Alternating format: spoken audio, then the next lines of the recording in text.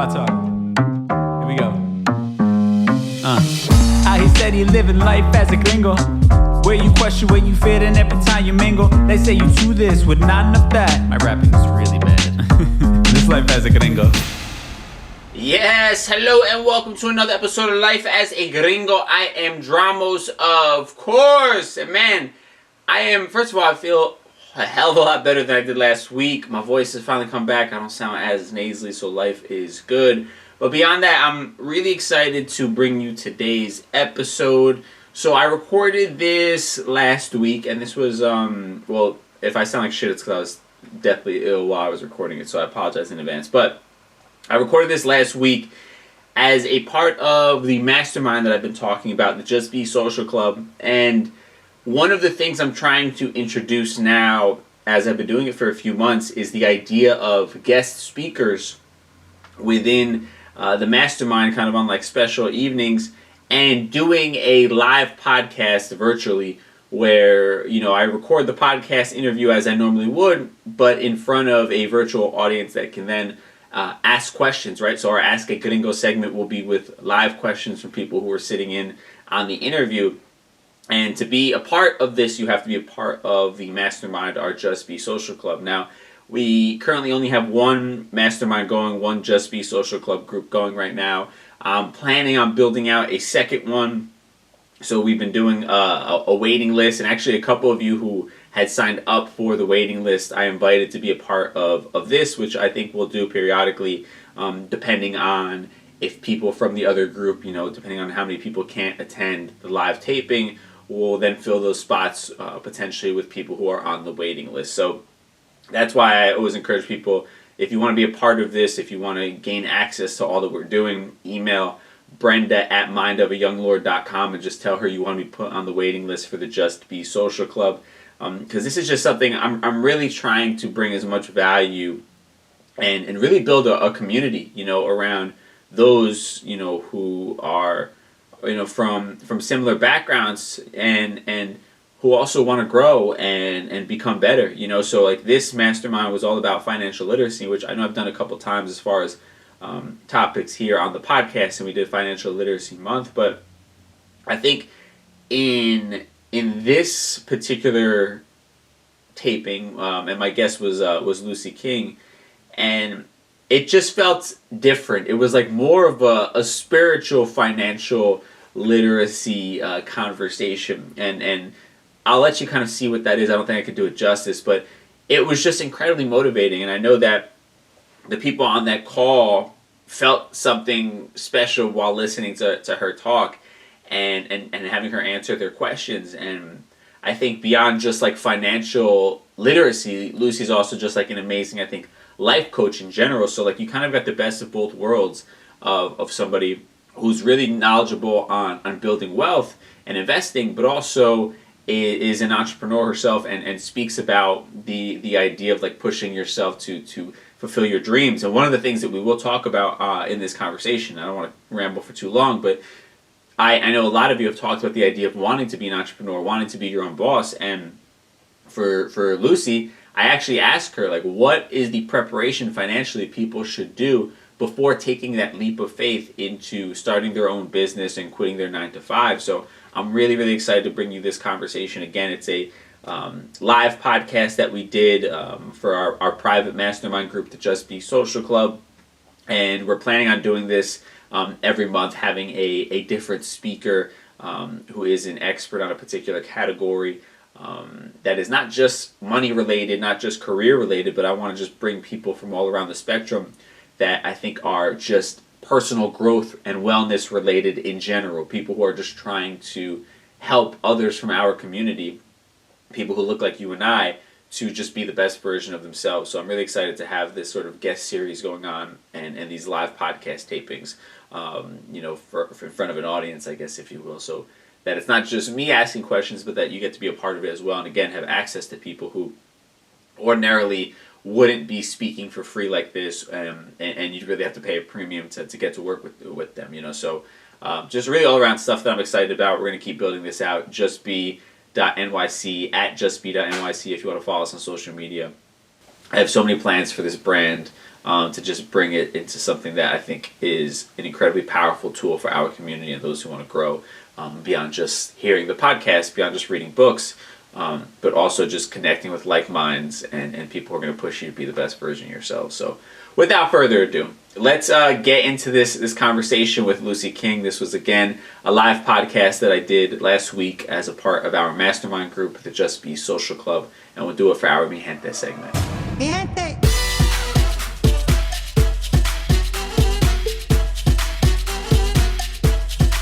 Hey, how y'all doing? If you want to be in the chats, we can converse that way.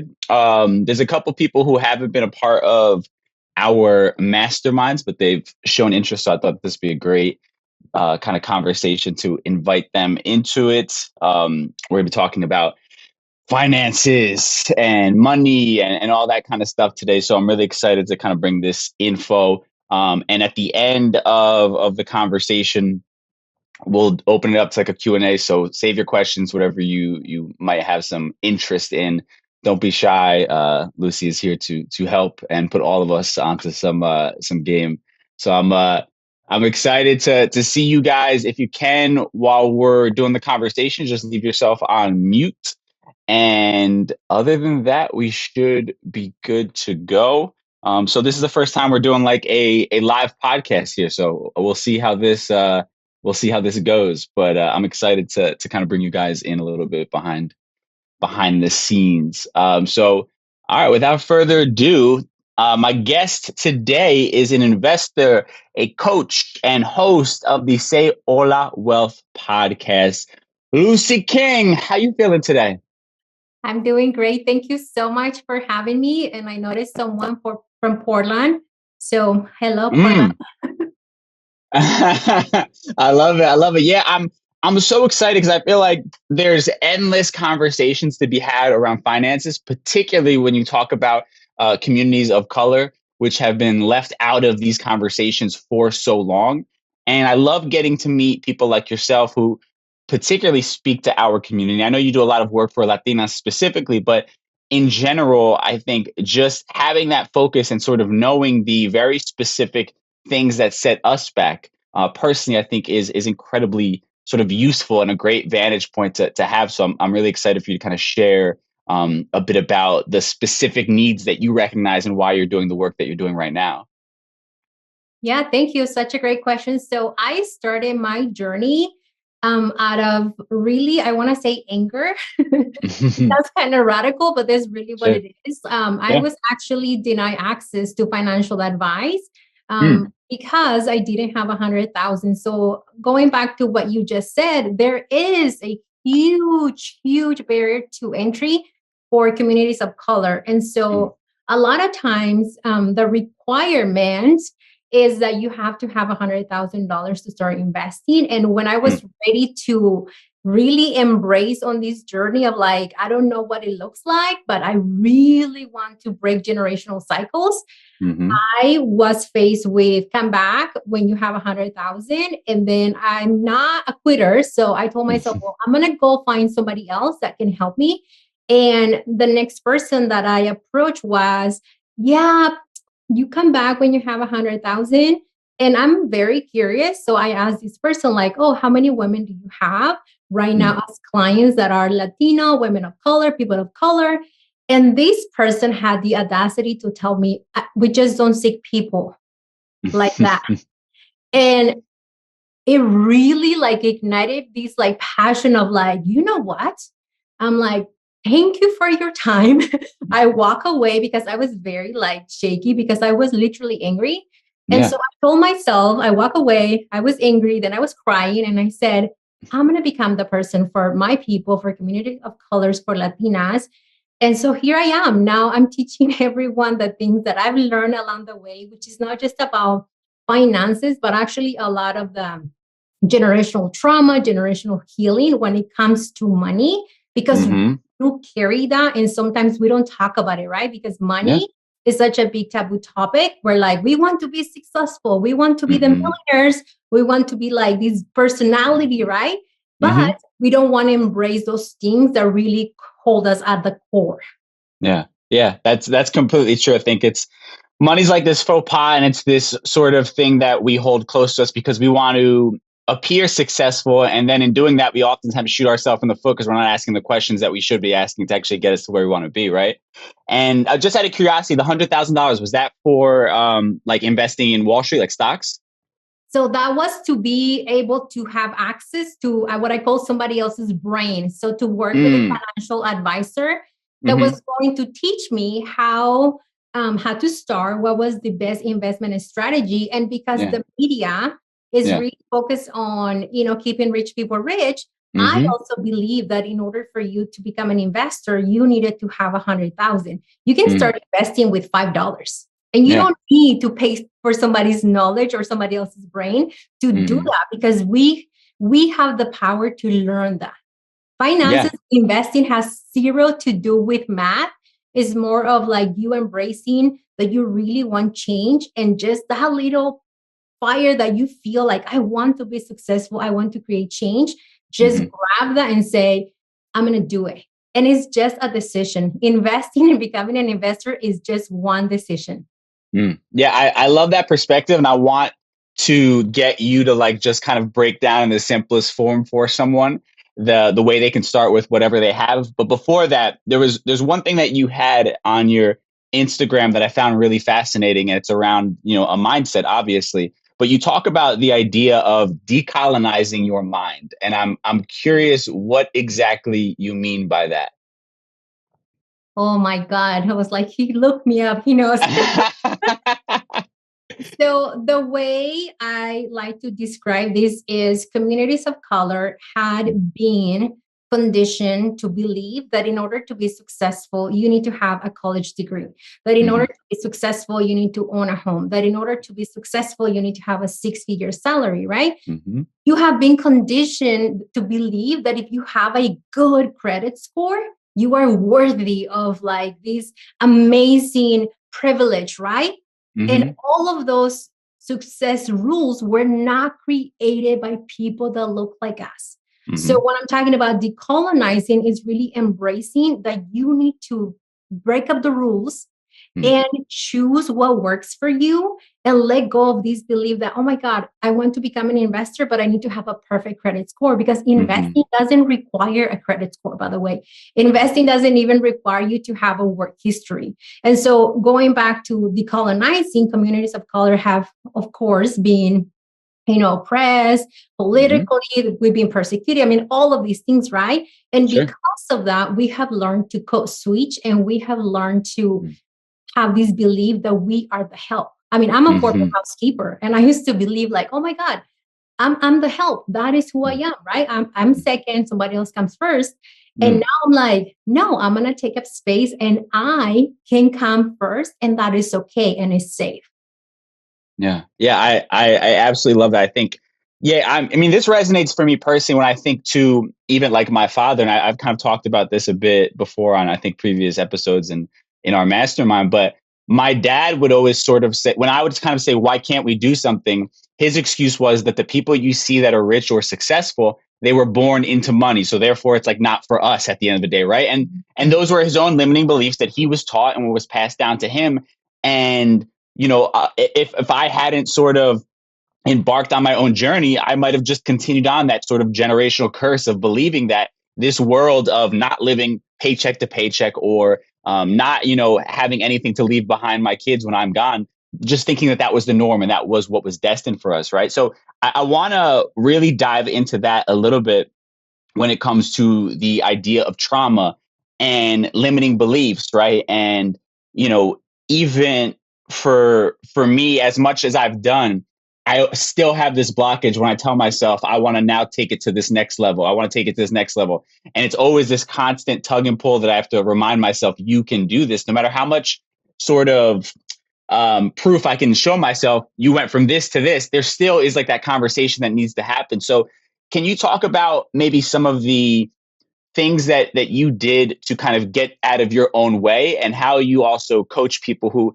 continuously have this sort of internal struggle when it comes to wanting to, grow and grow and grow when it comes to their finances? Yeah, Thank you. So you're asking me so many good questions. I'm like, wow, this is good. So thank you for that. Good. So it's so important that we separate the limiting beliefs from the financial trauma, right? Because sometimes when we think about trauma, we're like, oh, it's just this shadow thing that doesn't feel good, right? And there's actually different parts of trauma. And so how I like to start is by thinking of your mindset as folders or a file, right? A file cabinet. And so in that cabinet is your childhood memories that actually started when you were in your mother's womb.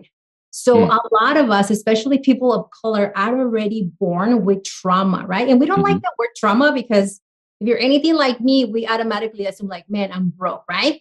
Right. No, you have done nothing wrong.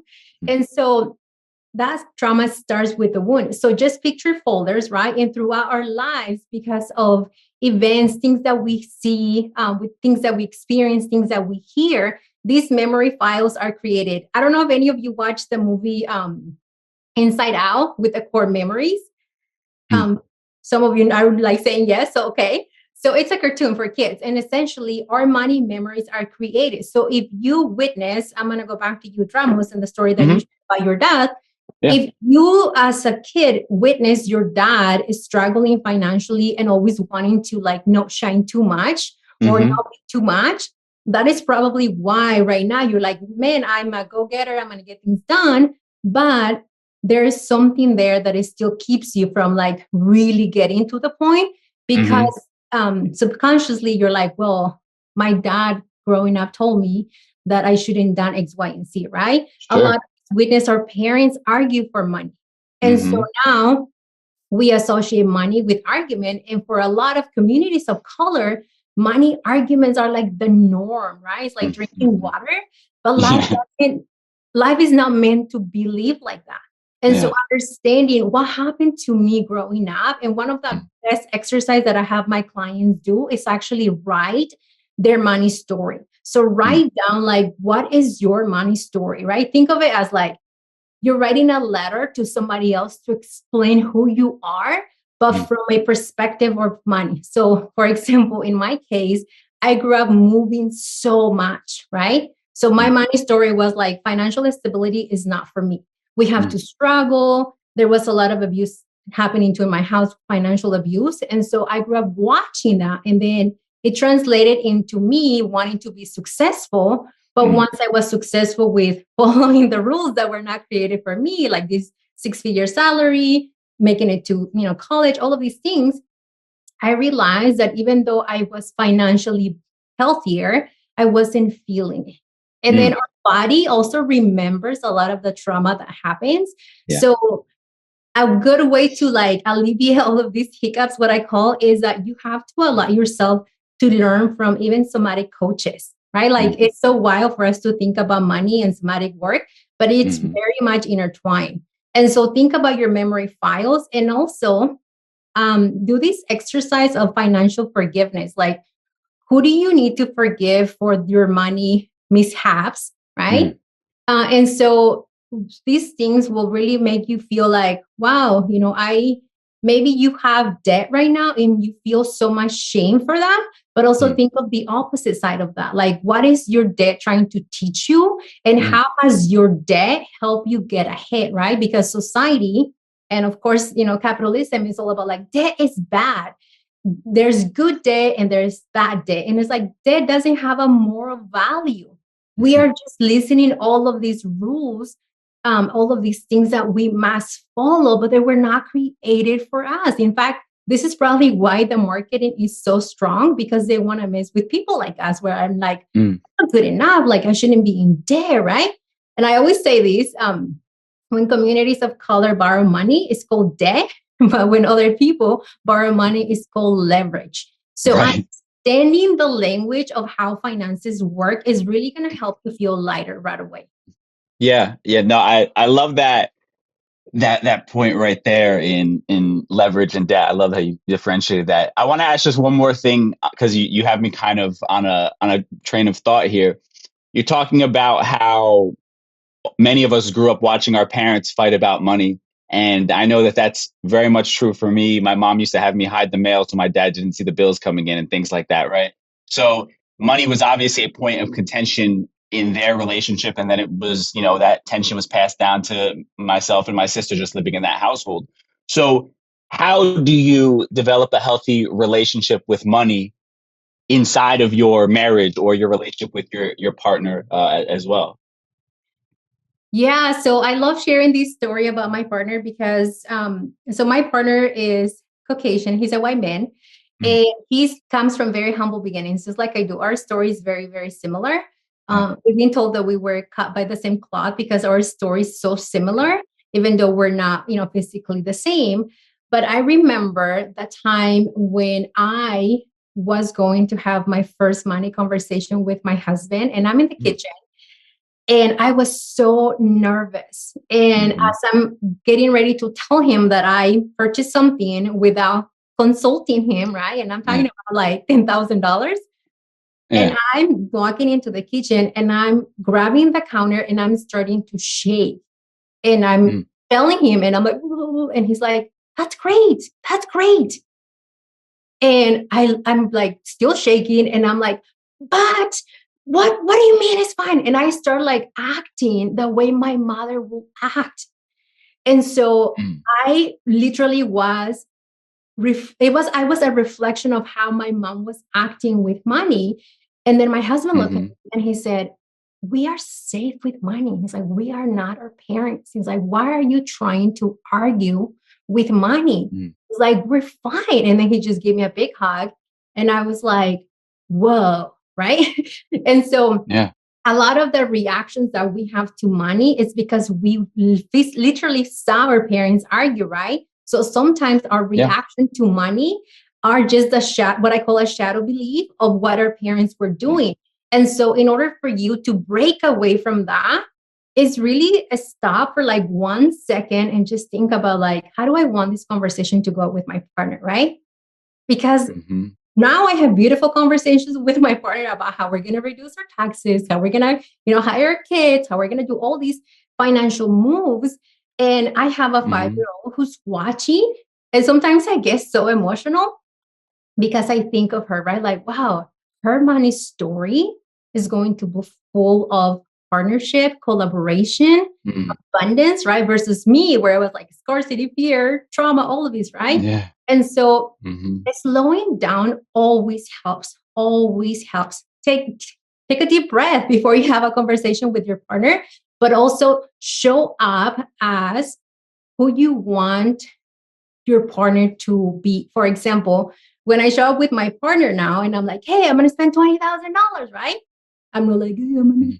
I'm like, "Hey, honey." Like I'm selling myself Right. to him in a way where I'm like, just like, "Hey, we're going to do these moves," right? So don't put Mhm. all of the pressure on your partner because you also need to show up as the person that is like the dream version of you for your partner when it comes to finances, right? So if your partner dreams of you Mm. being less dramatic, and I know this sounds kind of harsh, but it's the truth, just put on a hat and be like, "Okay, I'm Mrs. or Mr. Confidence, and we're gonna do this, and we're Mm. gonna have this conversation without arguing." And always know Mm. that you don't have to make a decision in that moment, right? Because there's another part that we feel that things need to happen like this, right? Because hustle, hustle, hustle. And it's like, no, you can talk Mm. about money and not have an answer or a conclusion that same day. Mm. Mm. Yeah. No, I love that. I'm glad that we had that part of the conversation because I don't think I've ever personally heard it broken down in that way, or even when I have talked to financial, experts, or when I hear them speak or listen to a podcast, I think we almost at times take the humanity out of it and, kind of forget how much is involved in all of the financial decisions we're making beyond just investing, but the way it plays out in our personal lives and our relationships as well. So I'm glad that you shared that. Now, another thing I wanted to touch on today, if I'm not mistaken, it's called the M&M explanation of investing that you have, if I'm not mistaken. I want to hear you kind of break that down. I've heard great things about it. Yes. Let me see. I would love to show a visual if I can get some access. And yeah, this is how I explain investing, by the way. I just break it down into like terms that people understand. just because it's more fun. And also, when you take money out of the equation of investing, it's just energy, right? So think about like, what kind of energy are you giving to your wealth building journey? And even if you're like, but I'm not an investor yet. Yes, you are. You being part of this mastermind already makes you an investor, because the best asset is always going to be you. Okay. I love that. So the way I teach investing, can you see my screen? Yep. Okay, perfect. So the way I like to teach people to invest is the lazy way. And this is almost my way of resisting the busyness of like, we always have to be busy. We always have to do things, right? And so the lazy way of investing is very simple. So a lot of people are like, I'm going to invest in stocks. And they're like, oh, I'm going to buy Apple. I'm going to buy Microsoft, Netflix, whatever, right? People get so into like Tesla, like, oh my God, this is so cool. So essentially what they're doing is they're buying individual stocks. So think of it as like individual M&Ms, right? You're buying a blue M&M, purple, yellow, red, green. And that is a good investment strategy if you are a younger you. So for example, my daughters, this is the investment strategy that I use for them. Why? Because they still are babies in a way, right? In terms of investing, they're going to have so many more years to grow their wealth, right? In fact, my 4-year-old and my 3-year-old, they're already investors. And then the way I want people to think about like the lazy way as a form of resistance is, rather than buying single M&Ms, you get to buy a bag of M&Ms. So you still get M&Ms, but rather than just getting purple M&Ms, now you're getting a combination of colors of M&Ms. And this is what is known as a low cost index fund.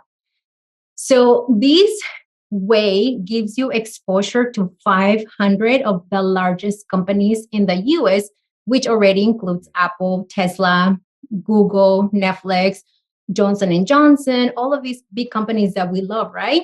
The reason why the lazy way to invest is better, it's when, for example, so you make money when the companies make money and they give you a dividend pay. But when you're sharing your love to just one company, if the company is not doing good financially, it's very likely that you're not going to get the dividend pay that you expect, versus having 500 companies working for you. And when one doesn't hit the goal, you still have 499. Does that make sense? Another way to invest is with exchange traded funds, which is also a bag of M&Ms. You still get the colorful M&Ms, but the difference between these is that these ones are divided by sector. So if you like, for example, cannabis, right? Because it's very popular right now, you can buy an ETF that follows that index or that follows that sector. And you can also maybe invest in like medical, technology, whatever you want, real estate, but it's exactly the same. So does that make sense? Yeah. No, that is super, probably the most easy way I've ever heard this explained in my entire life when it comes to this type of stuff. So I appreciate you sharing that with us. That's amazing. So, all right. So we have the M&M's explanation of investing, right? I think it makes a lot of sense for a lot of people now. Where do we start then, right? Because obviously everybody's threshold is going to be different. Everybody's starting amount is going to be different, but let's just kind of break it down to a small, even number. If I'm somebody who has $100 a month, where do I start investing, and what is kind of the best way for me to get my feet wet and begin to learn this whole process of trying to build this generational wealth that I think we're all striving for? Yes, and we all are going to achieve it. I love that. So think of investing and wealth building as a ladder, or I don't know if you can see it. So think of it as, I'm just doing a ladder right here, right? And so this is how I teach people, by the way. The first block is always going to be your mindset, which a lot of you are already doing that because you're part of this group, right? The second building block, or the second step, is going to make sure that you actually have a fully funded peace of mind. So this is known as your emergency fund, but I don't like the word because we don't need to be saving for emergencies anymore, right?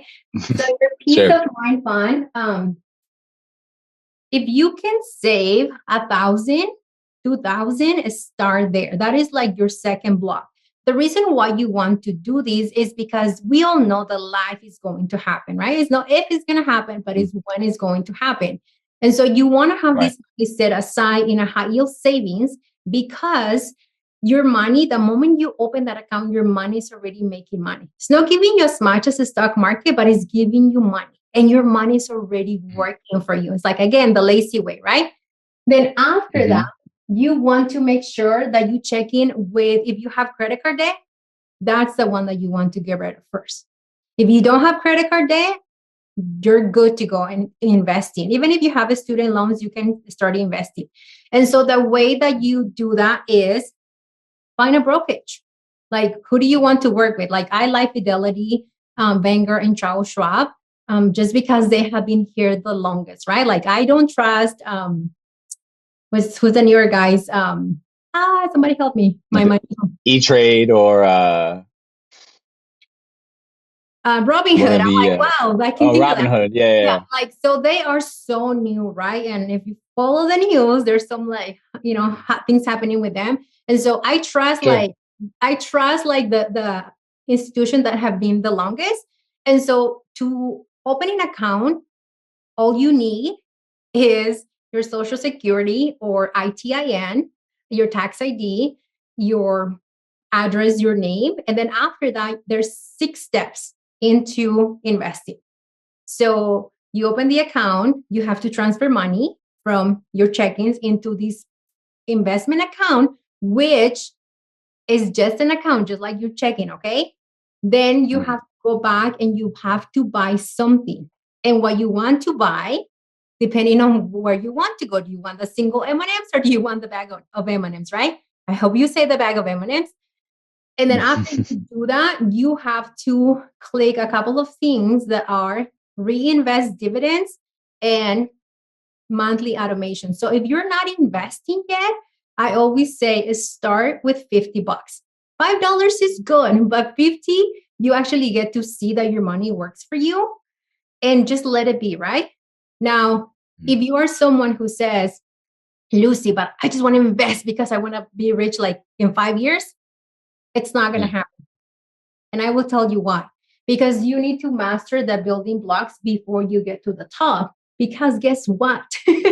Once you get to the top, this is how I like to explain it too. You're building a mountain, right? So this is like number 1. Once you get to the top, depending on what your goals are, you're like already reached the mountain. I'm a hiker, by the way, in case you didn't figure that out. So after you reach that, then you're like, wow, what else can I do with my money? And that translates into maybe you want to become an angel investor. Maybe now you want to actually use your money to support communities of color with their startups. I mean, the forest is so big, right? So you get to decide how many mountains you want to climb, but start there and think about your goals, right? Like, don't invest just for invest. Don't invest just because it's so cool and everyone is doing it. Do it with a purpose. Like, what is it that you want? Do you want financial freedom? Do you want to have $1 million? What is it that you want? And based on that, you can invest and know that the stock market is like going to buy. I'm looking at Dramos now with his hat. It's like going to buy hats. How many hats do you have, Dramos? Too many to count at this point. Okay. So wealth building is the same way with investing, different investment accounts that serve different purposes. So think about it as going to the market and you buy, you buy like corn, you buy bread, you buy all of these, right? You can think of it as shoes too. Like you have the sexy shoes, the comfortable shoes, the cool shoes, right? All of these investment accounts serve a different purpose. So what is the purpose of your money? Do you want to build wealth? Do you want to reduce your taxes? Do you want to have money for your health? Like, what is it that you want, right? Yeah, I think I think it's it's whatever your definition of success is, right? Is something I always talk about. That's a personal relationship. I can't tell you what it means for you to be successful because you're the one who has to live with whatever results you get, right? So that's always something you have to define for yourself. You know, my version might be different from yours. And the last thing kind of on that same token I want to touch on, you know, we're living in a world where becoming an entrepreneur and having financial freedom and working for yourself it's a far more accessible path than it's ever been, right? But there are a lot of people, and I was in this boat as well for a while, where, you know, we're used to the consistent paycheck of a 9 to 5 and that security that comes along with it, but we're also being pulled in this other direction towards our passions. And I'm sure at some point, you know, you had to make this leap of faith as well. I'm curious if you can lend any sort of advice to anyone who is interested in going off on their own and taking that risk of starting a business, something they're passionate about. What are kind of the steps that they should be looking at before quitting their job to kind of give themselves the best shot to not only find success, but also it not be hell while they're trying to make that happen, you know, to alleviate some of the stress that comes along with money woes? Oh, this is so good. So what I will suggest is that use your current paycheck to fund your business. I think sometimes we have this belief of like, oh my God, I'm going to quit my job and I'm going to launch a business and I need thousands and thousands of dollars. Like, no, like depending on the type of business that you want, you can have a business with $0 invested, right? But you can also use your paycheck to have what I call an opportunity fund. So if entrepreneurship is calling you and you're like, man, I want to be my own boss, I want to do my own things, create an opportunity fund. And how that looks like is you open a high yield savings at a different bank than your traditional bank, and then you transfer $10, $50, $100, right? And so with that money, let's say that you made 1,000, right? And you're like, okay, I have $1,000. I actually have money to live comfortably, maybe for 3-6 months. Everyone's risk is so different, right? Some people are like, no, I need 5 years, Lucy. And that's okay, right? And so what you need to do is just use the money and test things out. Don't just go cold turkey like, you know, F this job, like, I don't like it, I hate my boss, blah, blah, blah, right? You can actually start monetizing your passion through platforms like Fiverr or Upwork before you actually go full force, right? Like it's not all or nothing. And then from there, what I want to say for those of you that are like, I want to become an entrepreneur, you got to be so comfortable with sales and negotiation. Sales has been colonized to be like, oh, sales is bad. We take advantage of people. Right. Or like salespeople are dirty. Salespeople are nasty, right? And that is the reason why our mind has been colonized. So decolonize sales as well. Sales is serving. When you share your gifts with the world, people want to work with you.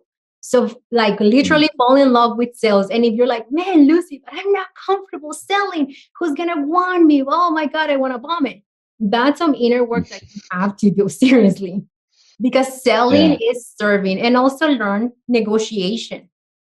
We negotiate all the time and we don't even think about it, but learn the art of negotiating and starting your time, because as an entrepreneur, you're going to need a lot of time. So learn to delegate some things, learn to be like, hey, honey, can you take care of the kids? Because I got to do something, right?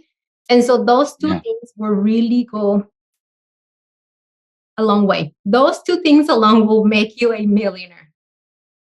Yeah, I think you're speaking to, when I think about my journey, two things that I had difficulty with, and two things once I began to get out of my own way, they were incredible tools to kind of help me begin building to kind of get to where I wanted to go. And I want to start opening it up for questions. So if you have a question, get ready. But I think, when you're talking about negotiations, I was taught, by someone, and I was very lucky. They always told me, don't ever accept the first offer. And this was after years of working in radio, where I was just so grateful to have a job at a place that I liked, that I never negotiated ever when they offered me a job. I always just took the first offer. And eventually I was lucky enough to get mentors that said, no, if they're offering you this, that means that there's more money on the table that they're willing to pay. And you'll find somewhere to meet in the middle. And that was life-changing for me because it now affects the way that I look at every situation when I'm working with somebody, or if there is an opportunity. I always know the worst thing they could say is no, but I'm going to ask for more money at the end of the day. And 9 times out of 10, I always have gotten it, right? So that's been really life-changing for me. And I think the other thing that you said when it comes to sales, and this is something I've traditionally been terrible at, is being like very self-promoting. I've always kind of seen it as a negative thing. But what I've also recognized is that if I'm explaining to somebody what I do and I'm not coming across as confident or passionate or interested in it, how can I expect them to be any one of those things either, right? That people are reading your body language at the end of the day. And if you're just kind of like, yeah, I just kind of do this podcast, it's cool, they're going to think, oh, he just does like a podcast in his mom's basement. And that's really all it is. It's just like, and he has 2 listeners every week, right? But if I come across as like, yeah, I'm doing this with the iHeartRadio and it's all these crazy people come on the show, then it's like, oh shit, this is something I probably should check out because there's maybe some value there in the way they're talking about it. So I love that you brought that up because it just resonates so much, even when I think back to kind of what I've been doing over these last few years and what I need to even improve upon as well. So I want to open it up to questions with that said. Hopefully, if you want to, I don't know if you can raise your hands and then unmute yourself. It's not like there's a ton of people who are going to be talking over each other. So anybody want to go first here? Okay. Yep. Go ahead. Awesome. Thank you so much. I'm so honored to be here. Antonio Fernandez from Portland. I have a corporate job. Pleasure meeting you. Yeah. Thank you. Lucy, just amazing. Like, I actually have just a list I've been taking notes and I have a list of questions. You're so inspiring. I work in corporate right now. I do have aspirations. I like what Dramos said about, being my own boss or other. How do you find out, like, or help your clients put a value on their worth? Like, if I'm at a position making X amount, and maybe me and my wife are having that discussion, and I love what you said about you and your partner, because I found like communication is really important. Like just having even a conversation, because we never talked about it growing up either. How do I like figure out how much I'm actually worth maybe in corporate America? And if I'm actually working a job, I do enjoy my job, but if I'm looking for another job, how do I gauge like where I really should be versus, like Dramos said, like I kind of sometimes will just take the job, like they offer me this amount of money and I'll take it. Is it a lifestyle? Is it a dollar amount, or is it something else when you're like helping your clients find that number or whatever it is? Thank you, Antonio. Are you ready for this? What is your income capacity right now? What is the most amount of money that you're comfortable earning right now? How much are you making your 9 to 5? I'm going to make up a number so you don't have to tell us. Okay. Let's pretend that you're making 56. How do you feel about 56? Not enough, definitely right? does. Yeah. Not enough. So in order for us to really feel abundant and really build wealth, we need to increase our income capacity. So for example, if somebody told you, well, Antonio, thank you for being here, we're going to give you 56. Ask yourself, why am I now asking for 75? Journaling helps. Your brain has the answers already. And if your brain says, great, 76 sounds so scary. Well, why are we afraid of 76? How are we going to feel when we're making 200 a year? How are we going to feel when we make 500 a year? How are we going to feel when we make $1 million a year, right? So what you're doing right now is you're listening to how you feel right now. You're expanding your capacity for earning more. And then you're also accessing your higher self. Like you're already like visualizing yourself in the future when you're making $1 million.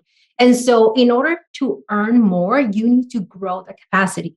Another way to think about it is like, I have this water right here, right? Like it's so big. I have a problem drinking water. And so I used to bring these little things of water, right? And I said, well, if I want to drink more water, because that's one of my goals, I need to increase the capacity of this container so I can drink more water.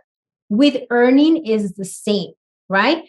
And also ask yourself questions like, what are the things and the beliefs that I need to let go of so I'm comfortable receiving 200K? Because it's not like if you're going to receive it, like you are going to receive it. Like the moment you say, my income capacity is 200K a year, you already put that out there, right? It's already there waiting for you. And it's okay for us to say, my income capacity is 200. And like, maybe in a year, like, wow, my income capacity now is like 500. It's okay for us to keep expanding. What is not okay is for us to be like, oh, never mind, I only want 50, right? So ask your brain those questions because your brain already has that, and do market research. What are other companies offering for the job that I'm doing? But also don't limit yourself. Like, how are the skills that you already have transferable into other roles that are paying you more? Like, I have clients that I help them increase their income by 15K and 50K, 50. And how they did that is they work on that income capacity, but they also were willing to move to another industry, right? Like they were non-for-profit, women of color always go there. Like, we love nonprofits. It's like, oh, I'm gonna help my community. You make money and you help your community when you have more money. So think about this too. Like, what are the skills that I have that I can transfer maybe into the high-paying industries? Does that help? Yeah, that helps so much. Thank you very much. That was awesome. Thank you. Who else wants to go? We can do the raised hand tactic. Okay. Is it Blue? Yeah. What up, y'all? Hey, Man, you said so many things that broke my mind open. I decolonized everything, and I was never thinking a bit of finances. Thank you so much. And the credit score, I've been stressing me out because Amex did something to me, and I'm like, but it's not made for me. Thank you for that, first of all. And second of all, I want to know, yes, that's so beautiful. Thank you, Bren, for having me here. And thank you, Dramos. Decolonizing around the how, like what? This is exactly how I feel. I want to help everybody for free. I'm a spiritual coach. I'm an artist and all that stuff, but it doesn't matter. I want to just help people heal and deal and heal their trauma. And I use the word trauma because I've broken free. I know how to heal my mind, my body, my soul, but now finance is the matrix I'm working on, right? Because it's not, so how? I feel sleazy. I'm not a sleazy person. Sales and pitching myself, promoting myself. I don't want to do that. I want to be humble and stuff, but that ain't getting me nowhere. Like, so how do I decolonize that? Yeah, so you're not alone, by the way. I mean, how many of you here want to just serve, right? I think every single one of here on the call wants to serve, right? And part of us decolonizing our mindset and really welcome abundance is embracing the fact that not only do we need money to survive, but we also want to have more money. I love money. Like, I love money. Money serves me. Money is a tool. Money is abundant. Money serves my household, my community, right? So that's the first step. Like, you have to embrace that money is something that you want, right? Like, money is not evil. Money is not bad. All of these, especially like if you grew up in a religious household, you're like, oh my God, all these money things, right? Money is just energy and a tool. So start there. Yell it aloud. Like, as soon as you're off this call, you're like, I want more money. Like, that's the first thing, right? And then the next thing is you are already in love with the things that you do. I mean, right now, when you're talking about, I heal from the trauma, you're like, you're already selling me on it. So understand that in order to sell and serve, you actually don't need to use the word selling, right? You're not like, hey, I'm going to help you heal your trauma and call 1-800, la, la, la, la, right? You don't say it like that because that's not you. What you can say is things like, this is who I am. This is who I serve, and I'm ready to help you. If you're ready to break free from your trauma, I would love for you to book a call. I would love for you to DM me. I would love for you to click the link in my bio, right? So when we decolonize sales, you get to use your own language. Like, for me, I'm all about like, I would love to invite you to apply to work with me. Like, are you ready to, make money like fun and simple, blah, blah, blah. Like, I'm all like, right? Because this is who I am, right? And so you get to choose how you serve your people through selling. You don't even have to work the word sales if it doesn't serve you. You can say that. And the other thing that I will say, Blue, too, is if you're really passionate about serving people, understand that there's 3 or 4 levels of clients that you serve. You might be thinking, oh, it's just one client, right? Maybe it's, I don't know who your client is, but I'm going to make an assumption here. Like maybe it's like people of color, right? We have so many thoughts about our own people. Like, oh my God, I should do it for free because my people can't afford me. And how dare us to think like that of our own people, right? And so checking with your tax, like if you think that people can afford you, do you actually have data that says that, or is that your own thoughts, right? Because a lot of times it's just your own thoughts. Like I remember when I started my coaching business, I was charging $350 because I was like, oh my God, I just want to help people pay off debt, right? And now here I am charging $5,000. But the difference is that my clients are getting amazing results. Amazing results, right? My clients are learning how to invest. And it's an investment that is not going to change them, but it's going to change their family. It's a multi-generational investment. So checking with your pricing, right? And again, for you as well, what is your income capacity? Do you want to receive $250 or do you want to receive $2,500? What if like in 5 years, you get one client that pays you $25,000? How would you feel? Like, I'm excited for you. I'm like, I already see you like speaking and doing all of these things, right? And so it's so important that you don't look around on what other people are doing, but rather look within. And like for me, I love serving my community. And the way that I do is I offer unpaid speaking engagements twice a month. Like if you want to get my brain for free, I can do that. You don't have to pay me. But that is the capacity that I have to give as well, because I'm a giver, right? And so I set boundaries with myself, because when I'm coaching for free or when I'm speaking for free, I have to give up my time with my daughters. And for me, that is like non-negotiable, right? So think about like, can you volunteer 1 hour a month to just give everything for free to one organization too, right? You get to choose that. But also checking with the tax. People, I've been watching you. I'm like drooling when I watch your reels, when I watch your stories. Like you have a talent that I don't think you even know the capacity of the talent yet. So explore that talent. And I see you. I mean, I see you and I'm like, whoa. So you are taking up space. You just need to own it and charge for your worth. Thank you. I appreciate you so much. Thank you. Thank you. That was beautiful. I think a lot of what you're talking about too is like boundaries, right? Setting those boundaries, like you're talking about giving back with 2 speaking, engagements a month for free. And that's it. And you've set that boundary for yourself, and it's up to others to respect that because that's what you've decided is good for you. Right. And I think even for me, I relate on the creative side where it's tough. When you're coming up, you have to do a lot of things for free because you're building up your name. You're trying to build connections. You're networking, right? For me as a DJ, I used to play for free all the time. But eventually I knew that my worth was rising. I was becoming great at what I did. I was putting the hours in, and eventually you're going to have to pay me for all the time that I've put in. My worth is going to be the hours of dedication that I've put into it and the name that I've built up for myself. And I think you have to be unafraid of losing that sale, quote unquote, right? Where somebody hits you up and wants you to do this thing for free. And it's just like, no, sorry, those days are over. I've paid my dues. I've built myself up. My talent speaks for itself.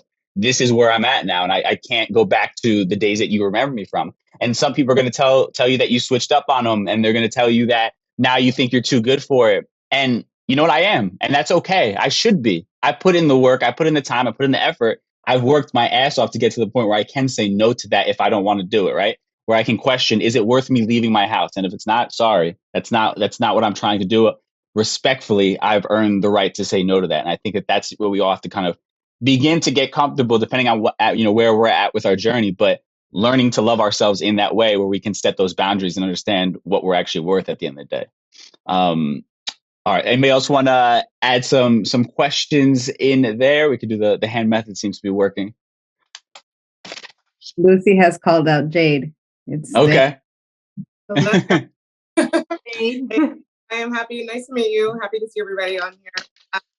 It's funny. I've gone from my corporate job and did not switch my name over. So there you go. No big deal. I'm still Jade. So I recently have shifted, and I appreciate everything that you've shared. I am probably at the step going back and revisiting and trying to remove some of the shame of the step where we are back to paying off debts that, realistically, I had paid off fully once before, championed that, was super proud of it.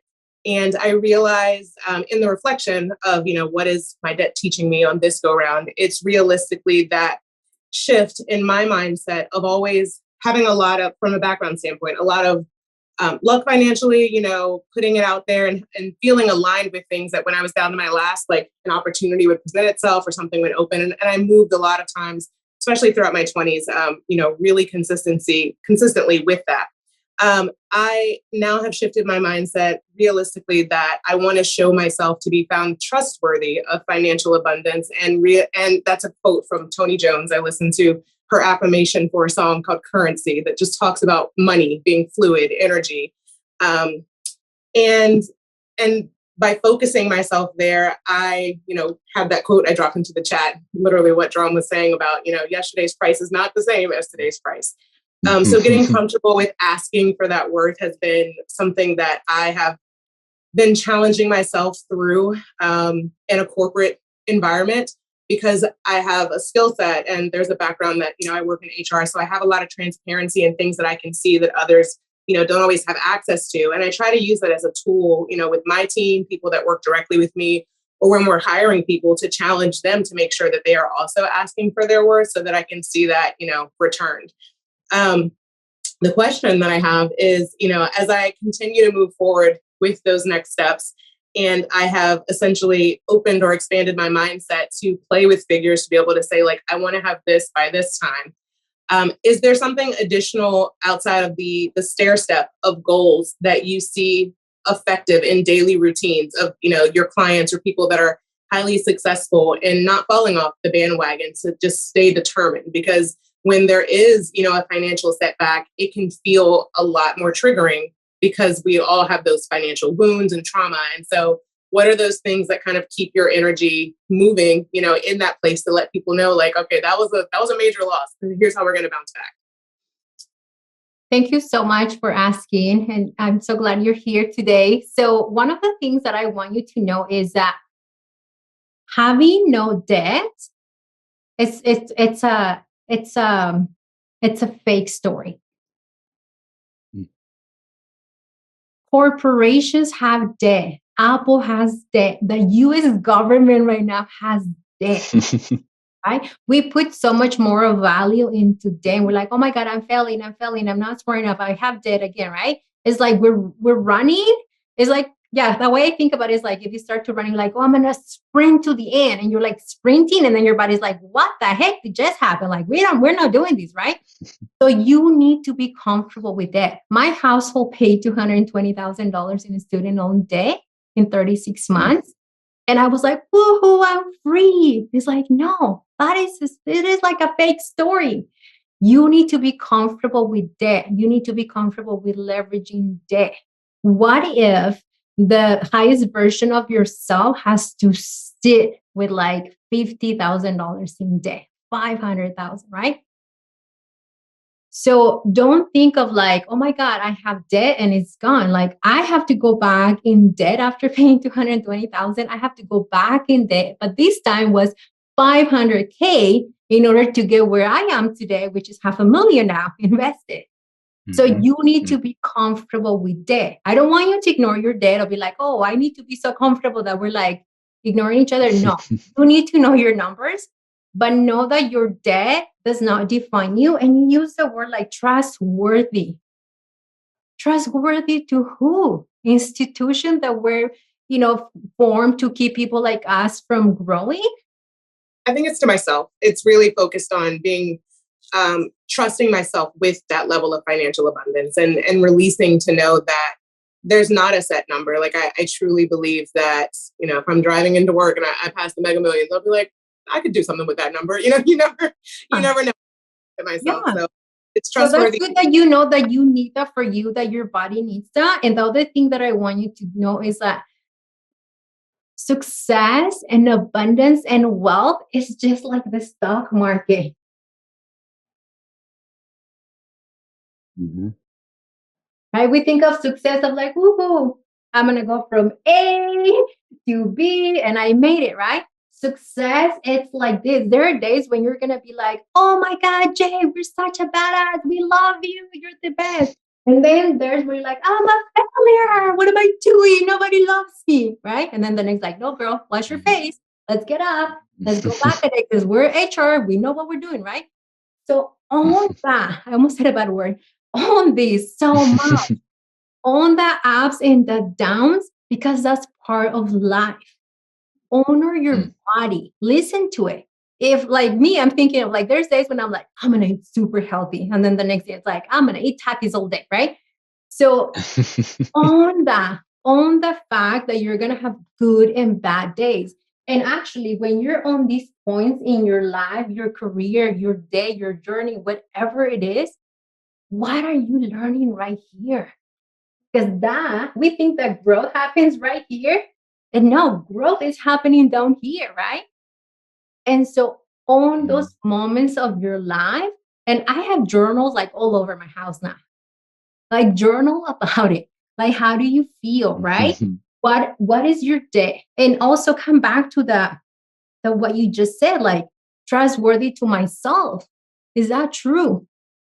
Is it really you? Or is it daddy? Or is it mommy? Or is it that, our grandpa? Who told you that you need to be trustworthy? I mean, you are trustworthy. You have a college degree. You have you have a profession. To me, that's like trustworthy already, right? But ask yourself, like, is it really me that I'm trying to keep, or am I trying to impress somebody else from the past? Because you'd be surprised what your brain says to you. Whew. Does that help? It does. No, that's a lot to think about. And those low moments are definitely like the analogy for the seed that's planted. I know on our last call, we talked about our energy being shifted, and right at the end of it, shot right back up. So I'm excited, for that potential. And that was definitely helpful. Thank you. Thank you. That was great. Well, Lucy, I want to be respectful of your time. I think that was an amazing way to end. And I think even for me, just seeing that little graph right there brought a little bit of peace and calm to me as a reminder of this is just part of the journey. It's never always just inclining upward. So I appreciate you. Anybody that might be interested in working with you, what's the information they can go to check out and maybe schedule something with you? Yeah, thank you for asking. And thank you so much for having me, by the way. I be following your journey as well. And I just love how you are. And I think we need more of that. We need all of you here in the room, like own your voice. Just own it. So thank you. People can find me. So I'm most active on Instagram at Say Hola Wealth. I also have a website, sayholawealth.com. And I'm here to just share with you everything that I've learned, through my journey. And this is just the beginning for me. Like I'm just getting started as well. I love it. Well, thank you so much again for taking your time to speak to us today. I know that you have a lot going on, so I really do appreciate you. And everybody else who hopped on today, I appreciate you guys for spending your time with us. I know it's valuable as well. I hope that you got something out of it. I know a couple of you I'm meeting for the first time, so I genuinely appreciate you and following along on this journey and yeah, I don't know, taking this ride with me as well. So I appreciate you guys. The OGs who are part of our monthly mastermind, I'll see y'all in a couple of weeks. And the rest of you guys, I'll definitely stay in contact and try to figure out how we can integrate you into all that we're working on right now. But thank you all so much. I genuinely appreciate each and every one of you guys for everything you're doing. Brenda, thank you for all your work behind the scenes, setting all this up. She's an unsung hero of all this. So, man, so big shout out to Lucy for hopping on last week, for doing that live podcast with me and giving us her time and her energy and inspiring the people that were on that taping. It was incredible. I really walked away with so much out of it. I was motivated and happy, and I think a lot of you could probably say the same. So again, you want to be a part of this, email Brenda at mindofayounglord.com. Just say you want to be put on the Just Be Social Club waiting list as we get ready to build out this next group, and we're going to be launching pretty soon, so definitely add your name to that list. so you can be a part of conversations like this one. Now, with that said, I'm just going to quickly tie everything we talked about today in a neat little bow in a segment we call Conclusion Stew. Time for Conclusion Stew. All right, so I just think we touched on so much with Lucy King, and I think the biggest takeaway for me was the mindset work when it comes to finances, right? Because you can read all the financial books in the world, you can listen to all the financial literacy podcasts, and read all the investor tips, but a lot of what holds us back is our mindset. And as we kind of talked about, these systems, these institutions, they were not created with people who look like you and I in mind, right? So as a result, we've sort of developed a lot of limiting beliefs around money, around investing, around financial literacy. And I love when she talks about the idea of decolonizing your mind, right? It's like we have to unlearn, as we do in every other part of our lives, but financially unlearn a lot of the BS that we were taught that holds us back from getting the sort of lifestyle that we want and being able to live the comfortable, financially free lifestyle that I'm sure all of us are striving for. So I love conversations like this one that go beyond just sort of the dollars and cents and strategies in the literal sense as far as investing or saving goes, but also the mindset work that it takes to retrain your brain to believe that you are someone who can obtain anything you want financially and hit all of those financial goals, and that the only thing holding you back is yourself, right? And I just, man, I can't stress that enough. I love how she talks about like just demanding how much you believe you're worth, how much you want to make, and how you have to make that declaration for yourself, like demanding this is the amount of money I believe I can make, that my threshold is, and you have to declare that for yourself so you can clear the way to actually get there. I just think there's so much in that. Her M&M's explanation of investing was amazing as well. So many gems in there. Make sure you go check her out, follow her if you want to work with her. I would obviously highly suggest it. Just from that 1 hour conversation, I felt like a shift in my own mindset. I can imagine working with her on a regular basis. So amazing stuff. Again, Brenda at mindofayounglord.com if you want to be put on the Just Be Social Club waiting list. This is something we are going to be doing every single month. And once we open up the second group, you'll be a part of these conversations consistently. So I'm just really excited about that.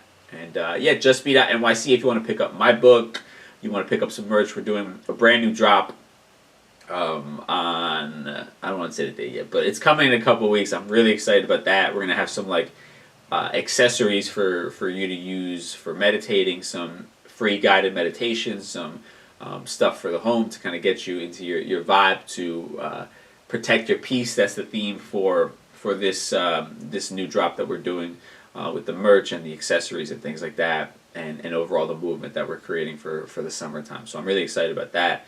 At justbe.nyc on Instagram, I'm really trying to build this brand out. This is supposed to be like the wellness community for those who look like you and I. So I'm really excited for that, and really, man, I just feel like providing a voice that is so needed and hasn't been seen yet. So I'm so excited for it. I'm rambling because I'm genuinely just excited with all that we're building out with that. So, man, I hope y'all be a part of this community that we're building.